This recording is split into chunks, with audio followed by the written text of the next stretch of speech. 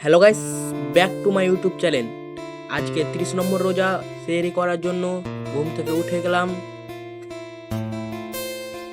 Brush করে নিলাম, টিওলের কাছে চলে গেলাম। প্রথমে ব্রাশটা ধুয়ে নিলাম,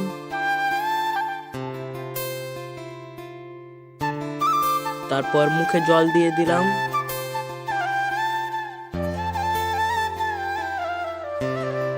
পুরো মুখটাকে ধুয়ে নিলাম। তারপরে বাড়ির দিকে চলে গেলাম, সেহরি নিয়ে বসে পড়লাম, সেহরি খাওয়া স্টার্ট করে দিলাম।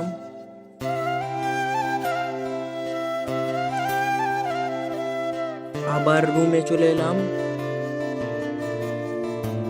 বিছানায় বসে হালকা এডিট করে নিলাম ভিডিও ছাড়ার জন্য। তারপর আবার ঘুমিয়ে গেলাম, চলে এলাম দাঁত ভাঙতে।